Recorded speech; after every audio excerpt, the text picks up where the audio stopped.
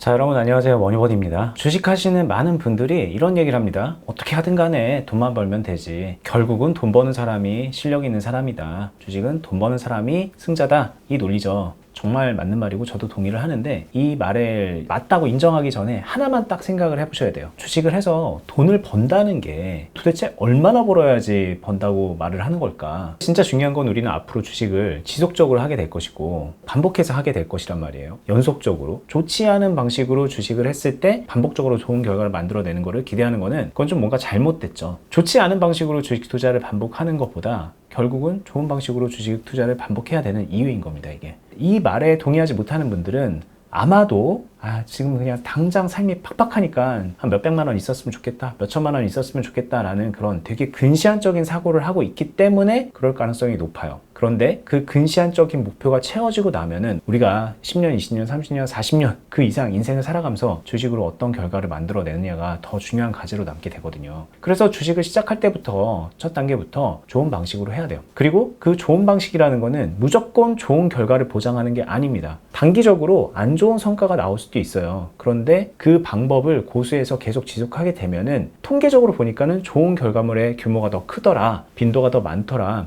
그래서 수익이 계속 쌓이더라, 이런 결과가 나오는 거거든요. 그렇기 때문에 근시안적으로 결과를 내기 위해서 나쁜 방식으로 주식을 하는 그런 습관을 여러분들이 지금부터 쳐내셔야 됩니다. 그리고 나쁜 방식으로 했는데 좋은 결과가 나온다? 그거에 현혹되셔도 안 되는 거예요. 그러기 위해서는 어떤 게 좋은 방법이고 어떤 게 나쁜 방법인지 이걸 좀 먼저 구분할 수 있어야 되는 거잖아요. 오늘은 제가 결과와 무관하게 나쁜 방식과 좋은 방식을 좀 큰 틀에서 먼저 좀 얘기해 드리는 시간을 가져보도록 하겠습니다. 첫 번째, 지금 현재 어떤 주식을 매매를 해서 매수를 하고 들고 있는 상황인데 이 주식이 마이너스가 간 거예요. 그러면 일단 이 자체로 이거 내가 잘못했네, 이렇게 생각하시는 분들이 있거든요. 근데 이거부터 좀 잡고 가자고요. 내가 주식을 샀는데 마이너스가 갔다? 이거는요, 절대 주식을 뭐 잘못 골라서도 아니고 내가 잘못해서도 아니고 나쁜 매매를 해서도 아닙니다. 얼마든지 그럴 수 있습니다. 사자마자 계속 플러스만 가고 마이너스가 되는 거는 뭐 감당하지 못하고 이런 식으로 매매를 하는 거는 그 자체로 나쁜 매매입니다. 그거는 그냥 받아들여야 되는 부분인 거예요. 내가 주식을 사면 얼마든지 마이너스로 향할 수 있다. 그렇기 때문에 우리가 어떻게 사느냐, 그 마이너스 상태에서 내가 무엇을 하느냐, 거기에 집중을 해야 되고, 그 어떻게 해야 무엇을 하느냐의 관점에서 나쁜 매매와 좋은 매매가 이제 갈리게 되는 거거든요. 여기서 이제 한번 생각을 해보면, 마이너스가 점점 커지니까 이걸 줄이려고 내가 추가 매수를 해서 마이너스 폭을 줄인다. 내일 아침에 일어났는데 이게 반등을 하게 되면은 본전에라도 탈출할 수 있거나 아니면은 수익 가능성이 더 높아지겠지라는 생각을 하고 있다면 그건 나쁜 매매일 가능성이 높습니다. 가능성이 높다고 하는 거는 그 자체로 별로 그렇게 나쁘지 않을 수도 있기 때문이에요. 예를 들면은 돈이 충분히 많은데 소액으로 샀어요. 그런데 좀 떨어지는 거예요. 그래서 또 소액으로 더 샀어요. 또 떨어져. 그럼 소액으로 더 샀어요. 여전히 소액이야. 그리고 나는 살 수 있는 여력이 여전히 많아. 이렇게만 놓고 본다면 이건 나쁘다고는 볼 수는 없어요. 그런데 이렇게 계속 사고 사다 보면은 현금이 줄어들 거 아닙니까? 그리고 살 수 있는 여력이 점점 줄어들 거예요. 그렇게 됐을 때 내가 여기에 물을 타가지고 해결할 수 있느냐? 거기서부터는 좀 회의적인 생각이 들죠. 그러니까 결국은 해도 될 만한 거냐, 나쁜 거냐라는 거를 놓고 봤을 때 결과적으로 가장 중요한 요소는 내 현재의 그 계좌 상황, 계좌에 보유하고 있는 현금과 주식의 비중, 이것들이 되게 어그러지는 방향, 좀 안 좋은 방향으로 하게 되는 모든 행동은 나쁜 매매라고 할 수 있어요. 이거의 가장 대표적인 게 신용 미수입니다. 어느 정도 손실이 되면은 뭐 반대 매매가 나간다던가 내가 극복할 수 없는 그런 불리한 포지션으로 시작을 하는 거잖아요. 그리고 어떤 특정 주식에 뭐 물타기를 많이 한다던가 아니면 크게 주식을 베팅을 해서 몰빵을 하는 그런 형태. 주식을 잘한다고 하는 분들이 가끔 유튜브에서 그런 얘기 합니다. 저는 미수도 하고 신용도 씁니다. 그런데 저는 실력이 있고 경험이 있으니까는 이거를 잘 컨트롤하면서 하고 있어요. 초보자분들은 따라하지 마세요. 이런 얘기 하잖아요. 저는 엄밀히 말하면은 그 방법 자체가 그냥 초보자든 고수든 누구든 하면 안 되는 방법을 그럴듯하게 있어 보이기 때문에 하는 거라고 생각이 들어요. 가장 중요하게 생각을 해야 되는 게 내 계좌의 안정성이고 자금의 관리예요. 근데 자금의 관리를 하는데 미수를 쓰고 신용을 쓰면서 그걸 한다? 술은 마셨지만 음주운전은 하지 않았습니다 라고 하는 그런 얘기랑 비슷한 것처럼 들리거든요. 주식은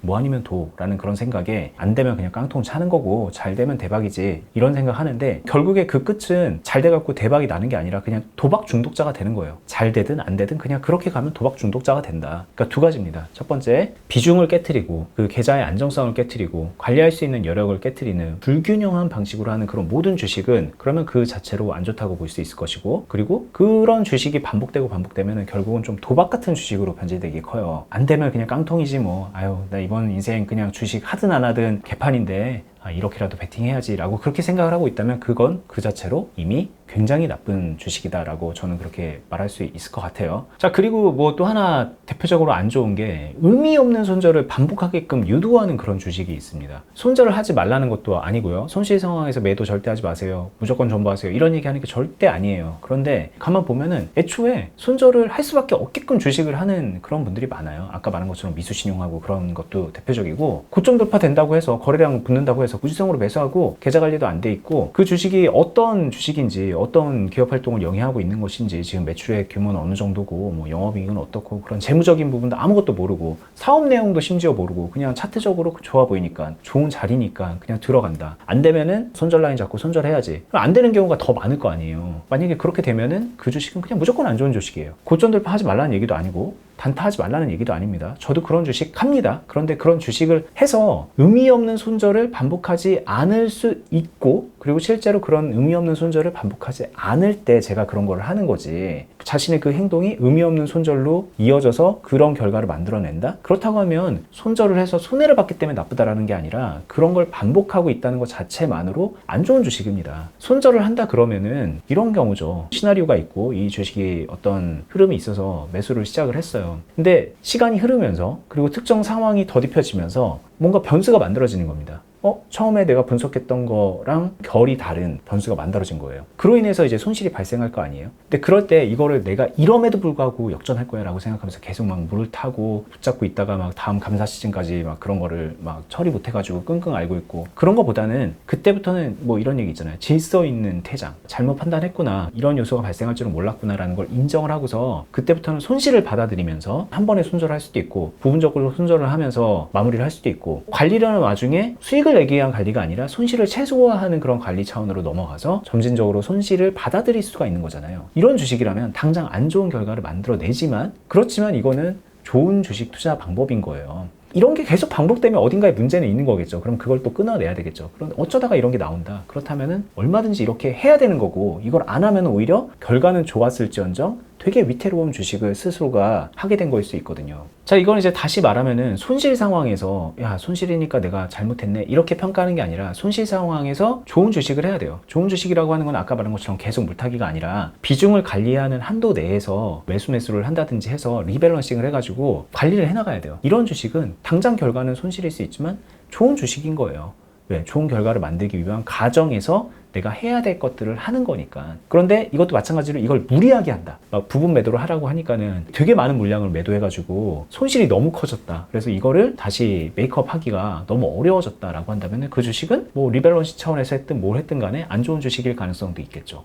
그런 미묘한 부분들을 스스로가 알아낼 수 있어야 되는 겁니다. 그 결과 데이터를 알고 있어야 좋은 주식을 반복할 수 있는 거예요. 그리고 여러분들이 좀 간과하고 있는 되게 좋은 방법이 있거든요. 별로 리스크도 없고 지금 상황이 어떠냐와 무관하게 시간이 지나면은 거의 대부분의 경우는 좋은 결과로 나올 수 있는 그런 좋은 방법이 있는데, 매집입니다. 매집. 다른 제가 하는 말로는 빌드업이라는 말도 있는데 물량을 쌓아 올려가는 겁니다. 무한 물타기로 물량을 늘려가는 게 아니라 좀 시간을 두고서 상대적으로 저평가된 구간에서 부담 없는 상황에서 주식을 계속해서 꾸준하게 모아간다. 이거 예전에 이제 적립식 펀드 뭐 그런 개념으로 생각하셔도 되고, 매일매일 이렇게 매수하는 그런 개념으로 생각을 하셔도 되고, 어쨌든 꾸준하게 모아간다. 근데 모아가다 보면은요, 주가가 떨어지는 상황에서 모아가면은 계속 마이너스 상황에서 뭔가 좀 밑 빠진 독에 물 붓는 그런 느낌도 들 수 있어요. 그런데 지금 당장은 마이너스 10%, 20%, 30% 이렇게 커지는 상황에서 막 물타기 하는 그런 느낌이 들 수도 있지만 충분히 매집을 할 수 있는 그런 여력을 남겨두고 있고 장기적으로 매집을 할 거야 라는 생각을 한 거였기 때문에, 그렇게 되면은 시간이 지났을 때 그게 만회가 될 가능성이 높아지고, 이 매집이란 거를 잘 활용을 하면은 여러분들 되게 편하게 주식을 잘 할 수가 있거든요. 물론 이게 능사는 아니에요.